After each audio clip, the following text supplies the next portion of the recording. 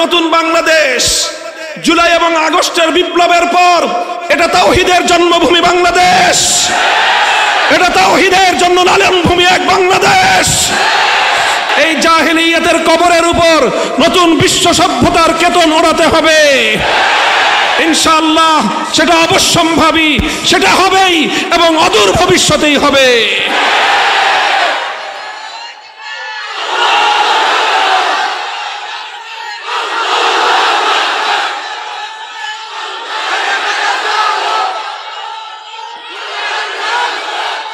প্রশ্ন হলো, ইসলাম তো বিজয়ী হবেই।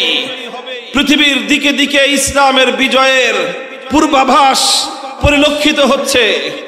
পৃথিবীর বিভিন্ন দিগন্তে ইসলামের চূড়ান্ত বিজয়ের সূর্যোদয়ের পূর্বেকার সুবহে জাদিদ দেখা যাচ্ছে। প্রশ্ন হলো আমার আর তোমার জন্য যে আমরা আমাদের এই ভূখণ্ড থেকে ইসলামের সেই অগ্রযাত্রার মিছিলে আমরা কোথায় থাকব? সম্মুখ সারিতে থাকব না আমরা পশ্চাৎ পথ থেকে যাব? এটাই আজ আমাদের কাছে ঐতিহাসিক এবং সবচেয়ে গুরুত্বপূর্ণ প্রশ্ন। মুহতারাম হাজিরিন, এজন্য এই সময়টায় আমরা আলোকপাত করতে চাই যে রাসূল সাল্লাল্লাহু আলাইহি ওয়াসাল্লামের বিপ্লবী কর্মসূচি কি ছিল, যেই কর্মসূচির মাধ্যমে তিনি এক ইনকিলাব এনেছিলেন। আমরাও যদি সেই কর্মসূচিগুলোকে, সেই কাজগুলোকে ধারণ করতে পারি, ইনশাআল্লাহ নতুন জাহেলিয়াতকে পরাস্ত করে আবার সেই নবী যুগের সোনালী আদর্শ আমরা ফিরিয়ে আনতে পারবো। হুয়াল্লাযী বাআসা ফিল উম্মিয়্যিনা রাসূলাম মিনহুম ইয়াতলু আলাইহিম আয়াতিহি ওয়া ইউযাক্কিহিম ওয়া ইউআল্লিমুহুমুল কিতাবা ওয়াল হিকমাহ ওয়া ইন কানু মিন ক্বাবলু লাফি দালালিম মুবিন। আল্লাহ পাক রব্বুল আলামিন বলেন যে তিনি এক নিরক্ষর জাতির নিকট এক রাসূলকে প্রেরণ করেছেন চারটি কাজ দিয়ে। কয় কাজ? চার কাজ দিয়ে তিনি পাঠিয়েছেন। সেই চার কাজ হলো রাসূল সাল্লাল্লাহু আলাইহি ওয়াসাল্লামের বিপ্লবের মৌল চার কর্মসূচি।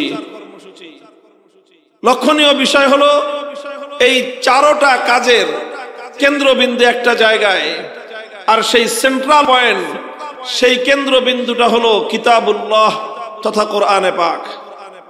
আল্লাহর নবীর জীবনের বিপ্লবের সকল কর্মসূচি কেন্দ্রীভূত ছিল কোরআনে পাককে কেন্দ্র করে, আল্লাহর কিতাবকে কেন্দ্র করে।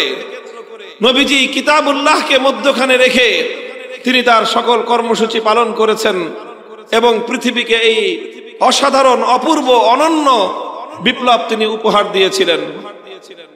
আল্লাহ রাসূল সাল্লাল্লাহু আলাইহি ওয়াসাল্লামকে আল্লাহ পাক সর্বপ্রথম যে কর্মসূচি দিয়েছেন, ইয়াতলু আলাইহিম আয়াতিহি, সেটা হলো আল্লাহর কোরআনের আয়াত তেলাওয়াত করে শোনানো।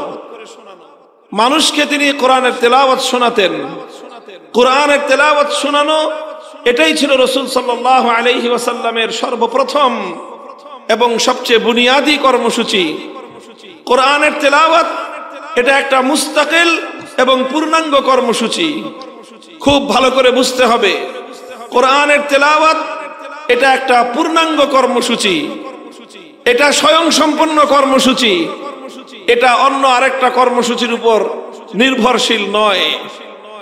কোরআনের তেলাওয়াতের মাধ্যমেই নবী আকরাম সাল্লাল্লাহু আলাইহি ওয়াসাল্লাম তার সকল যে ইসলাহি কাজ, তার যে ইনকিলাবি কাজ, নবীজির যে বিপ্লবী কর্মসূচি, তার সূচনায়, তার উদ্বোধন হয়েছিল তেলাওয়াতে কিতাবুল্লাহর মাধ্যমে, তার সূচনাই হয়েছিল আল্লাহর কোরআনের তেলাওয়াতের মাধ্যমে। অনেকে মনে করে থাকে যে কোরআনের তেলাওয়াত এটা খুব মামুলি একটা বিষয়। অনেকে মনে করে থাকে আরো এক ধাপ অগ্রসর হয়ে খুব আপত্তিকর ভাষায় অনেকে বলেও থাকে যে তোতা পাখির মতো শুধু কোরআন তেলাওয়াত করে লাভ কি? নাউজুবিল্লাহি মিন যালিক। অনেকে এমন মনে করে যে কোরআনের অর্থ না বুঝে তেলাওয়াত করলে এর কোনো ইফেক্টিভনেস নাই, এর কোনো প্রভাব নাই, এর কোনো কার্যকারিতা নাই। এটা একটা মূর্খতাপূর্ণ চিন্তা। যারা এরকম চিন্তা করে যে অর্থ না বুঝে পড়লে, কোরআনের মর্ম না বুঝলে শুধু তেলাওয়াতে কোনো লাভ নেই, এই কথা যারা চিন্তা করে তারা মূলত আল্লাহর কোরআনকে অবমূল্যায়ন করে। কিভাবে তারা কোরআনে পাককে পৃথিবীর আর অন্য 10টা সাবজেক্টের মতো মনে করেছে। পৃথিবীর অন্যান্য সাধারণ বিষয়গুলো এমন যে না বুঝে পড়লে কোনো লাভ হয় না। সাহিত্যের বই কেউ যদি না বুঝে পড়ে সাহিত্যের কোনো সে ফায়দা পাবে না। কবিতার বই কেউ যদি না বুঝে পড়ে তাহলে সে কাব্যের মর্ম বুঝবে না। গল্পের বই কেউ যদি না বুঝে পড়ে গল্পের স্বাদ সে পাবে না। উপন্যাসের বই কেউ যদি না বুঝে পড়ে উপন্যাসের চরিত্রগুলো বুঝতে পারবে না। দর্শনের বই কেউ যদি না বুঝে পড়ে দর্শন শাস্ত্র বুঝবে না। বিজ্ঞানের বই কেউ যদি না বুঝে পড়ে বিজ্ঞানের কোনো লাভ হবে না। মেডিকেল সায়েন্সের বই কেউ যদি না বুঝে পড়ে ডাক্তার হতে পারবে না। তো অন্যান্য কিতাবের মতো মনে করে থাকে যে কোরআনও বুঝি এমন একটা কিতাব, না বুঝে পড়লে কোনো লাভ নাই। তাদেরকে বুঝতে হবে পৃথিবীর অন্য সকল গ্রন্থ, অন্য সকল বিষয় থেকে আল্লাহর কোরআন সম্পূর্ণ ভিন্ন রকম। অন্যগুলোর সঙ্গে কোরআনের মিল হয় না। পৃথিবীর অন্য সব গ্রন্থ না বুঝে পড়লেও কোনো লাভ হয় না। কোরআনে পাক একমাত্র কোরআন যেটা না বুঝে পড়লেও বিপ্লবের জন্য এটাই যথেষ্ট।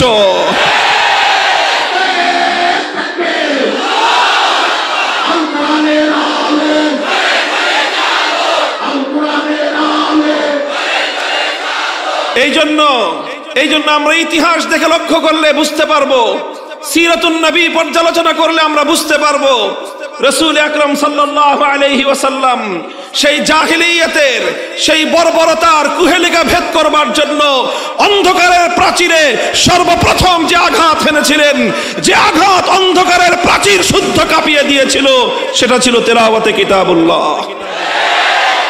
কোরআনে পাক এমন এক কিতাব যে এর তেলাওয়াত শুনলেই কর্ণকুহর দিয়ে প্রবেশ করে মানুষের হৃদয়ে গিয়ে হৃদয়ের বদ্ধ দুয়ারে কড়া নাড়ে এবং সেই হৃদয়ের বদ্ধ দুয়ারগুলো খুলে দেয়। অসংখ্য মানুষ শুধু আল্লাহর কোরআনের তেলাওয়াত শুনে হেদায়েত পেয়ে যায়।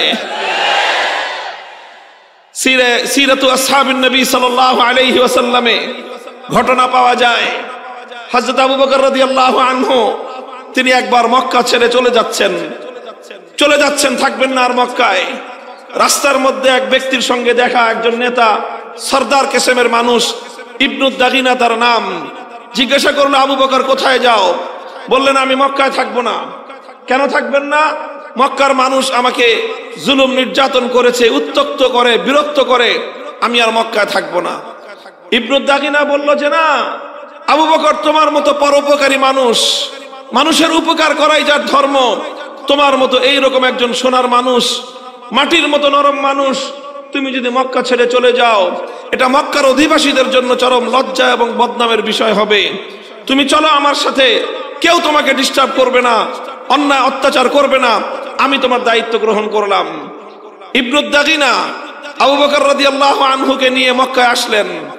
মক্কার অধিবাসীদেরকে ডেকে বললেন যে এটা কেমন আচরণ তোমাদের, যে তোমাদের আচরণে আবু বকরের মতো সোনার মানুষ একজন সে মক্কা ছেড়ে চলে যাচ্ছে, যদি সে চলে যায় গোটা আরবের মধ্যে তোমাদের বদনাম ছড়িয়ে পড়বে যে মক্কার লোক দুষ্ট, তাদের আচরণে আবু বকরের মতো মানুষ টিকতে পারে নাই। কাজেই তোমরা, আমি দায়িত্ব নিচ্ছি, আবু বকর মক্কায় থাকবে, তোমরা কেউ তাকে কোনো উত্ত্যক্ত করতে পারবে না, বিরক্ত করতে পারবে না। মক্কার লোক কি বলেছিল? ইতিহাস বুখারী শরীফের হাদিসের কিতাবগুলো উল্টান। মক্কার লোকেরা বলেছিল ঠিক আছে আবু বকর থাকুক মক্কায়, আবু বকর একজন সম্মানিত সম্ভ্রান্ত একজন মানুষ, সে থাকুক, তার জন্য অনেক ছাড় আমরা দিব। আবু বকর আমাদের বাপদাদার ধর্ম ছেড়ে দিয়ে মুহাম্মাদের ধর্ম গ্রহণ করেছে সাল্লাল্লাহু আলাইহি ওয়াসাল্লাম, আমরা না হয় সেটাও মেনে নিলাম। আবু বকর মুহাম্মাদের ধর্মের দাওয়াতি কাজ করে, সেটাও না হয় আমরা মেনে নিলাম। মুহাম্মাদের উপর নাজিলকৃত কিতাব, সেই কিতাব সে তেলাওয়াত করে, সেটাও আমরা মেনে নিলাম। কিন্তু আবু বকরকে একটা শর্ত মানতে হবে। কি শর্ত? যে আবু বকর তেলাওয়াত করে করুক, কিন্তু ঘরের মধ্যে দরজা জানলা বন্ধ করে তেলাওয়াত করতে হবে। সে ঘরের বাইরে বারান্দায় দাঁড়ায় কোরআন তেলাওয়াত করতে পারবে না। কেন? সমস্যা কি? ঘরের মালিক আবু বকর, বারান্দার মালিক আবু বকর, কাজেই সে তার ঘরে বারান্দায় জানলা খুলে দরজা খুলবে না বন্ধ করবে, সেটা তার ব্যাপার। তোমাদের সমস্যা কি? না, সমস্যা আছে। কি সমস্যা তোমাদের?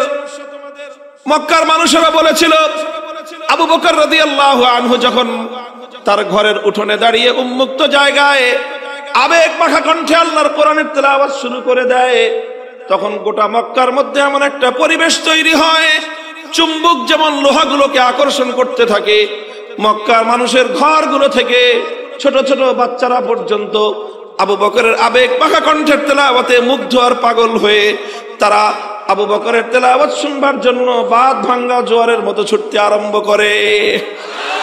গোটা মক্কার মধ্যে একটা বিপ্লব সাধিত হয়ে যায়। আবু বকরের তেলাওয়াত গোটা মক্কার মধ্যে হালচাল তৈরি করে দেয়, বিপ্লবের পরিবেশ তৈরি করে দেয়, মানুষের বদ্ধ দুয়ারগুলো খুলে দেয়, অন্ধকারের কুহেলিকা ভেদ করে প্রতিটি মানুষের হৃদয়ের মধ্যে হেদায়েতের বীজ বপন করে। এই জন্য মক্কার লোকেরা শর্ত আরোপ করলো, আবু বকর তেলাওয়াত করতে পারবে, কিন্তু আমাদের কোন মক্কার মানুষের কর্ণকুহরে যেন আবু বকরের তেলাওয়াতের আওয়াজ পৌঁছতে না পারে।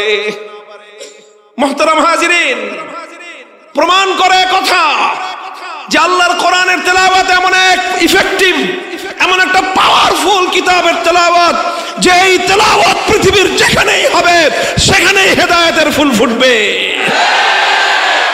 এজন্যই আমরা বলি, এই কোরআনের তেলাওয়াত এর গুঞ্জরণ ছড়িয়ে দাও ঘরে ঘরে, মুসলমানদের পাড়ায় পাড়ায়, কণ্ঠে কণ্ঠে আল্লাহর কোরআনের তেলাওয়াতের পরিবেশ তৈরি করো, সমস্ত জাহিলিয়াত বিদূরিত হবে ইনশাআল্লাহ। আলহামদুলিল্লাহ, এই তেলাওয়াতে কিতাবুল্লাহর ঐতিহাসিক দায়িত্ব শত শত বছর ধরে এই জনপদে পালন করে আসছে আমাদের মাদ্রাসার মক্তবার হেফজখানাগুলো।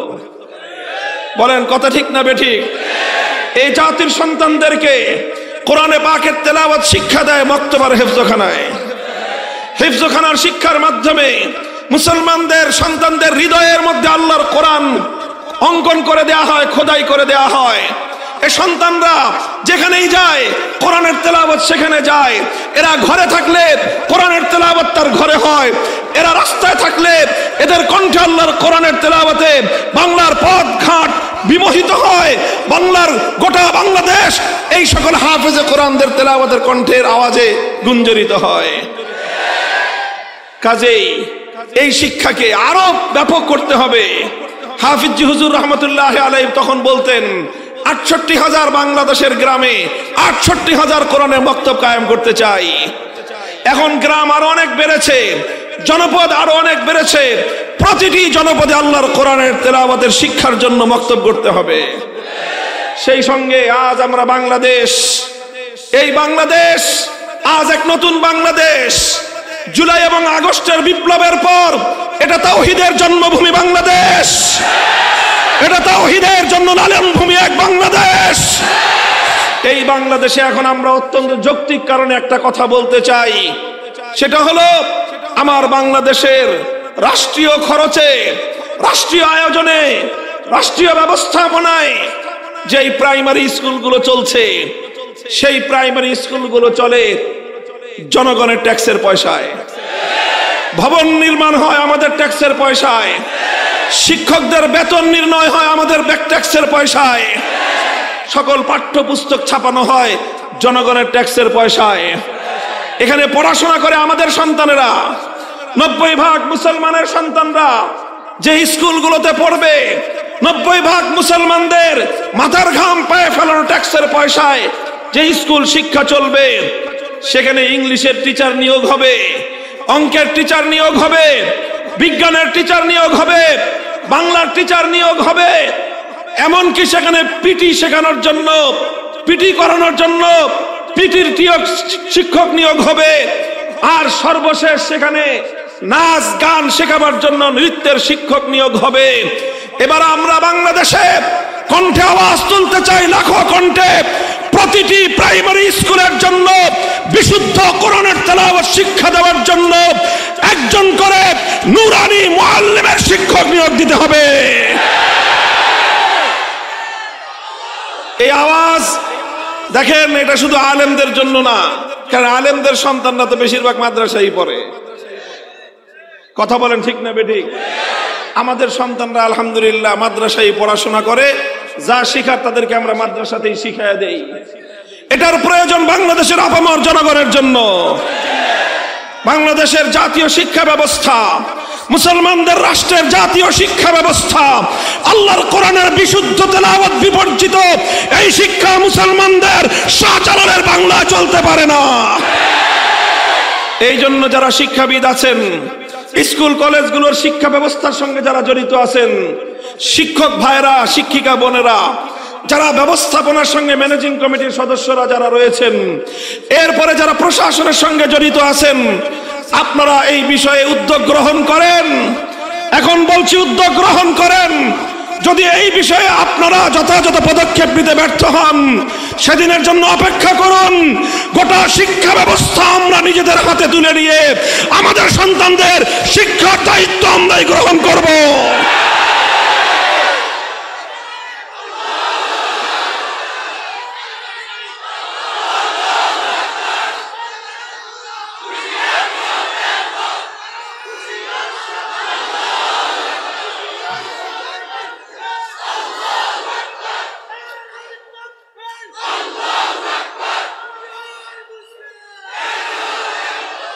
রাসূল আকরাম সাল্লাল্লাহু আলাইহি ওয়াসাল্লামের 1 নম্বর কর্মসূচি তিলাওয়াতে কিতাবুল্লাহ, কোরআনে পাকের তেলাওয়াত। কথা ঠিক কিনা? কাজেই কোরআনের এই তেলাওয়াত এদেশে মক্তব হেফজখানার মাধ্যমে চালু আছে। এটাকে আরো বিস্তৃত করতে হবে, আরো সম্প্রসারিত করতে হবে। কথা বলেন ঠিক না বেঠিক? মুসলমানদের প্রতিটি মুসলিম নারী পুরুষ আগামী প্রজন্মে আর কিছু পারুক বা না পারুক, তারা যেন বিশুদ্ধ কণ্ঠে আল্লাহর কোরআনের তেলাওয়াত করতে পারে। আগামীর বাংলাদেশ হবে কোরআনের বাংলাদেশ। অনেক গল্প শুনেছো তোমরা, ডিজিটালের স্মার্টনেসের গল্প শুনিয়েছো। ওই স্মার্টনেস আর ডিজিটাল দিয়ে উম্মতে মুসলিমার এই পতন ঠেকানো যাবে না। উম্মতকে কোরআনের আলোয় উদ্ভাসিত করতে হবে। এটা আমাদের অত্যন্ত গুরুত্বপূর্ণ একটা এজেন্ডা, মনে রাখবেন আলেম সমাজ এবং আলেমদের সঙ্গে যারা কাজ করেন, বাংলাদেশের আগামী প্রজন্মকে নিয়ে যারা ভাবেন, বাংলার প্রতিটি সন্তান যেন আগামী দিনে কোরআনের তেলাওয়াত শিখে তারা যেন বড় হতে পারে, সে উদ্যোগ আমাদেরকে নিতে হবে। আল্লাহর পয়গম্বরের 2 নম্বর কর্মসূচি ওয়া ইউআল্লিমুহুমুল কিতাব। 1 নম্বর কর্মসূচি ছিল তিলাওয়াতে কিতাবুল্লাহ, 2 নম্বর কর্মসূচি হলো তালিমে কিতাবুল্লাহ, অর্থাৎ আল্লাহর কিতাব কোরআনে পাকের তালিম। কোরআনের তালিমের দ্বারা এখানে উদ্দেশ্য হলো তেলাওয়াতের মাধ্যমে যেই কোরআনের শুধুমাত্র রিডিং পড়া হলো, যেই কোরআনের শুধুমাত্র ভাষ্য পড়া হলো, এবার 2 নম্বর কর্মসূচি তালিমে কিতাবুল্লাহর মাধ্যমে আল্লাহর কোরআনে পাকের মর্ম এবং তার অর্থ মানুষকে বোঝাতে হবে। কোরআনের অর্থ বুঝতে আমরা না করতেছি না, আমরা বলতেছি শুধু তেলাওয়াতে কিতাবুল্লাহ এটা একটা স্বয়ংসম্পন্ন কর্মসূচি, কোরআনের অর্থ বোঝা এটা আরেকটা স্বয়ংসম্পন্ন কর্মসূচি। এখানে একটা আরেকটার উপর ডিপেন্ডেন্ট নয়। কোরআনের তেলাওয়াত, কোরআনের অর্থ বুঝতে হবে, কোরআনের মর্ম বুঝতে হবে, নিজেরা বুঝতে হবে, উম্মতকে বোঝাতে হবে। এই ব্যাপারে আলেম সমাজকেও আরো বেশি সোচ্চার এবং সজাগ হতে হবে। একজন মানুষকে যদি আমি আল্লাহর কোরআনের মর্ম বোঝাবার চেষ্টা করতে পারি, একজন মানুষকে যদি আমি আল্লাহর কোরআনের অর্থ বোঝাতে পারি, অভিজ্ঞতা বলে কোরআনের মর্ম এবং কোরআনের অর্থ এটাও মানুষের হৃদয়ের মধ্যে এমন দাগ কেটে যায়, পৃথিবীতে আল্লাহর কোরআনের মতো হৃদয়ের মধ্যে প্রভাব সৃষ্টিকারী এমন দ্বিতীয় কোনো গ্রন্থ নাই। এটা আমি অভিজ্ঞতার আলোকে বলছি। যে কোনো একজন সাধারণ মানুষ যদি আল্লাহর কোরআন শুরু থেকে শেষ পর্যন্ত একবার কোন নির্ভরযোগ্য আলেমের কৃত অনুবাদ একবার যদি পড়ে শুরু থেকে শেষ পর্যন্ত মনোযোগ দিয়ে, একদিনে পড়তে হবে না, একটু একটু করে পড়েন, 1 বছর লাগায় পড়েন, শুধু কোরআনে পাক শুরু থেকে শেষ পর্যন্ত পূর্ণ কোরআন একবার অনুবাদ পড়বেন। একবার কোরআনে পাকের অনুবাদ পড়ার পর যে কোনো ব্যক্তির হৃদয়ের মধ্যে আল্লাহর কোরআন প্রভাব সৃষ্টি করেই থাকবে। মুহতারাম হাজিরিন, এটা বড় দুঃখ এবং পরিতাপের বিষয়। অসংখ্য মুসলমান এমন আছে জীবনে অনেক পড়াশোনা করেছে, হাজার হাজার বই পড়েছে, নোবেল নাটক পড়ে শেষ করে ফেলেছে, বঙ্কিমচন্দ্র থেকে শুরু করে হুমায়ুন আহমেদ পর্যন্ত কোনো কিছু বাদ রাখে নাই, সব পড়েছে। দর্শনের বই পড়েছে, বিজ্ঞানের বই পড়েছে, এমনকি ডাক্তাররা তো পড়তে পড়তে পড়তে পড়তে একেবারে 90 বছর পর্যন্ত খালি পড়তেই থাকে। এত পড়াশোনা করেন, কিন্তু বহু মানুষ এমন আছে সারা জীবনে এতটুকু ফুরসত তার হয় নাই যে আল্লাহর কোরআনের সূরা ফাতিহা থেকে সূরা নাস পর্যন্ত কোরআনে পাকের মর্মটা একবার পড়ে দেখবেন। এর চেয়ে দুর্ভাগ্য এবং এর চেয়ে লজ্জার কোনো বিষয় থাকতে পারে না। মুহতারাম হাজিরিন, এই জন্য মানুষকে, উম্মতকে কোরআনের মর্ম বোঝানোর জন্য উলামায়ে কেরামের অনেক কসরত, অনেক মেহনত রয়েছে, এবং এটা নায়েবে নবী হিসাবে উম্মতের আলেম সমাজের ঐতিহাসিক জিম্মাদারি। এজন্য গোটা দেশব্যাপী তাফসীরুল কোরআন মাহফিলের মাধ্যমে আলেমগণ মানুষের কাছে কাছে কোরআনের মর্ম পৌঁছে দেওয়ার চেষ্টা করছেন। মসজিদে মসজিদে তাফসীরুল কোরআনের মাধ্যমে খতিব এবং ইমাম সাহেবগণ মানুষের কাছে কোরআনের বার্তা এবং মেসেজ পৌঁছানোর চেষ্টা করেন। কোরআন গ্রন্থ লিখে লিখে মানুষের কাছে কোরআনের মেসেজ পৌঁছানোর চেষ্টা করেছেন। কোরআনে পাকের অনুবাদ লিখে মানুষকে কোরআনের মর্ম বোঝানোর চেষ্টা করেছেন। এখন আমরা যদি এখান থেকে আল্লাহর কোরআনের কিতাবুল্লাহর মর্মটা বুঝবার চেষ্টা না করি, এটা আমার ব্যর্থতা, অন্য কারণ নয়। কথা বলেন ঠিক কিনা?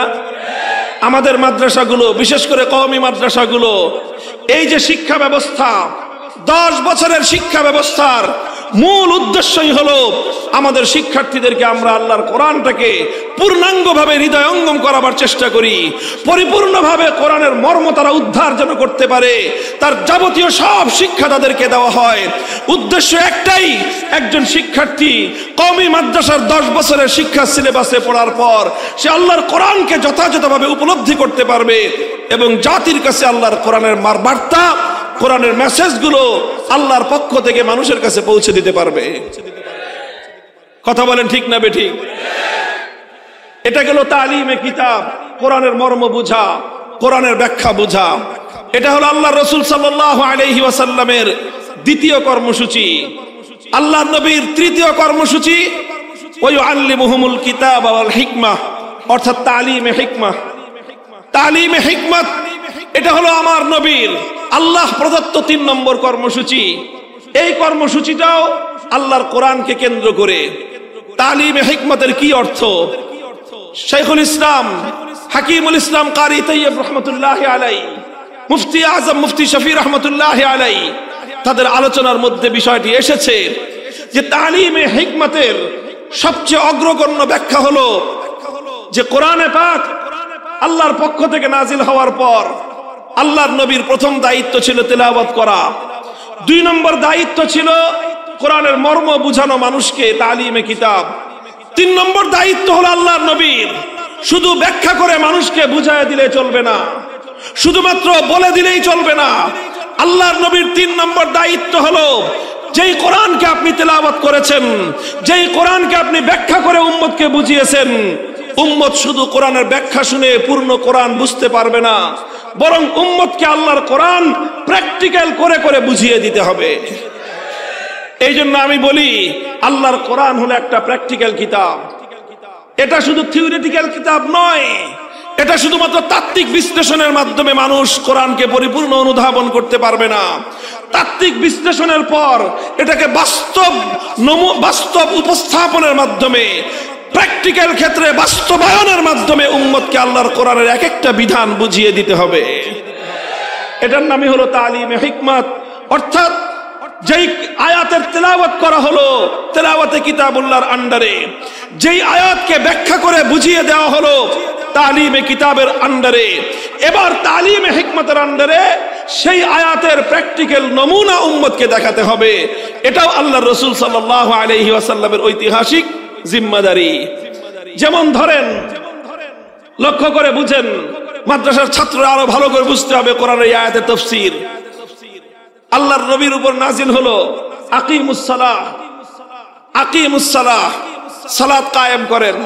আল্লাহর নবী আয়াতটা তেলাওয়াত করে শুনিয়ে দিলেন, 1 নম্বর দায়িত্ব আদায় হয়ে গেল। এবার তিনি ব্যাখ্যা করে বোঝালেন এখানে ইকামতের অর্থ কি, সালাতের অর্থ কি, বুঝিয়ে দিলেন যে এখানে সালাতের অর্থ রহমত নয়, এখানে সালাতের অর্থ দুরুদ নয়, এখানে সালাতের অর্থ দোয়া নয়, বরং এখানে সালাতের অর্থ হলো একটা বিশেষ একটা বিধিবদ্ধ ইবাদত, যে ইবাদতের মধ্যে কিয়াম থাকবে, রুকু থাকবে, সিজদা থাকবে, কিরাত থাকবে, তাসবিহ থাকবে, তাশাহুদ থাকবে, তাকবীরে তাহরিমা থাকবে, সালাম থাকবে, এই সব বিষয়গুলো নিয়ে একটা ইবাদত, সেই ইবাদত হলো সালাত।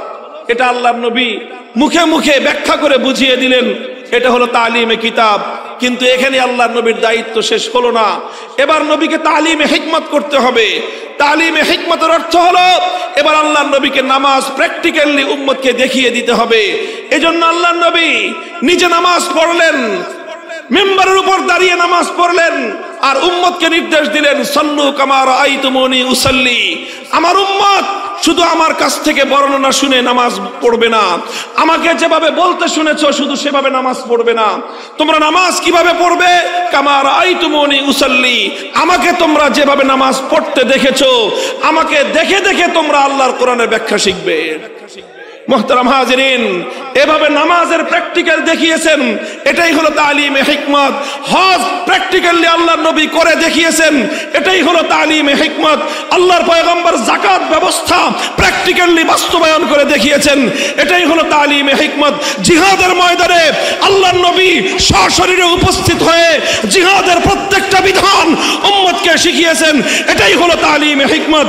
আল্লাহর পয়গম্বর পুরা শরীয়ত, পুরা দ্বীন, পুরা শরীয়ত, পুরা দ্বীন ব্যক্তিগত ক্ষেত্রে, পারিবারিক ক্ষেত্রে, সামাজিক ক্ষেত্রে, রাজনৈতিক ক্ষেত্রে, রাষ্ট্র ব্যবস্থার ক্ষেত্রে পূর্ণ দ্বীন আল্লাহর পয়গম্বর প্র্যাকটিক্যাল বাস্তবায়ন করে উম্মতকে শিখিয়ে গেছেন। এটার নামই হলো তালিমে হিকমত। এটার নামই হলো কি? তালিমে হিকমত। আল্লাহর কোরআনের থিওরিটিক্যাল এক্সপ্লেনেশন, এটার নাম হলো তালিমে কিতাব। আর প্র্যাকটিক্যাল এক্সপ্লেনেশন, এটার নামই হলো তালিমে হিকমত। আধুনিক শিক্ষার লোকেরা বুঝবেন আরো ভালো, যেই সকল স্কুলে, যেই সকল কলেজ, ইউনিভার্সিটিতে বিজ্ঞানের শাখা থাকে, বিজ্ঞান সাবজেক্টগুলো শুধুমাত্র বই পড়ায় দিলে বিজ্ঞান শেখা যায় না। এই জন্য পদার্থবিজ্ঞান, কেমিস্ট্রি যদি বুঝতে হয় ল্যাব প্রয়োজন হয়, প্র্যাকটিক্যাল শিখতে হয়। কথা বলেন। মেডিকেল সায়েন্সে আরো বেশি, মেডিকেল সায়েন্সে, ডাক্তারি বিদ্যায় এক একজন শিক্ষক শুধু লেকচার করে দিলে, বক্তৃতা দিয়ে দিলে, শুধু সবক পড়ায় দিলে কোনো মানুষ কোনোদিন ডাক্তার হতে পারবে না। এই জন্য প্রত্যেকটা ক্লাসের পরে টিচাররা, শিক্ষক শিক্ষিকারা ছাত্রদেরকে নিয়ে আলাদা ল্যাবরেটরি থাকে, সেখানে মানুষের মাথা থেকে পা পর্যন্ত প্রত্যেকটা অঙ্গের বিস্তারিত নকশা সহ সেখানে বিবরণ থাকে, সেটাকে দেখায় দেখায় প্র্যাকটিক্যালি মেডিকেল সায়েন্সের শিক্ষা দেওয়া হয়। মেডিকেল সায়েন্স যতটা প্র্যাকটিক্যাল, আল্লাহর কোরআন তার চেয়ে বেশি প্র্যাকটিক্যাল। এই জন্য কোরআন শিখতে হয়েছে। সাহাবায়ে কেরাম আল্লাহর নবীর সোহবতে থেকে প্র্যাকটিক্যাল দেখে কোরআন শিখেছেন। তাবেঈনে কেরাম সাহাবায়ে কেরামকে দেখে প্র্যাকটিক্যালি কোরআন শিখেছেন। তাবেঈনদেরকে দেখে প্র্যাকটিক্যাল কোরআন শিখেছেন। আজ পর্যন্ত উম্মতের উলামায়ে কেরাম তাদের পূর্বসূরীদেরকে দেখে দেখে প্র্যাকটিক্যালি কোরআন শিখেছেন। গোটা উম্মতকে এজন্যই আলেম সমাজের কাছে এসে প্র্যাকটিক্যাল ভাবে আল্লাহর কোরআন শিখতে হয়। যারা মনে করে আলেমদের কাছ থেকে দূরে থেকে ইসলাম শিখে ফেলবে, যারা মনে করে আলেমদের সঙ্গে সম্পর্ক না রেখেই দ্বীন বুঝে ফেলবে, তারা বোকার স্বর্গে বসবাস করে। তাদের চেয়ে গণ্ড মূর্খ দুনিয়াতে আর কেউ হতে পারে না। এই জন্য এই ধারাবাহিকতার সাথে আমাদেরকে যুক্ত হতে হবে। কথা বলেন ঠিক না বেঠিক? তালিমে হিকমতের জন্য আমার নবী প্রতিটি বিষয়ে ইসলামের বিধানকে প্র্যাকটিক্যাল বাস্তবায়ন করার জন্য আল্লাহর নবী উদ্যোগ গ্রহণ করেছেন। এটা শুধু নামাজের কথা বললাম, যাকাতের কথা বললাম, হজের কথা বললাম, জিহাদের কথা বললাম, শুধু এই সকল বিষয় নয়, অন্যান্য গুরুত্বপূর্ণ বিধিবিধান, হুদুদ এবং কিসাস, দণ্ডবিধি বাস্তবায়নের ক্ষেত্রে কিভাবে সেটার অ্যাপ্লিকেশন করতে হবে, কিভাবে সেটা বাস্তবায়ন করতে হবে, আল্লাহর নবী সেটা দেখিয়ে দিয়েছেন।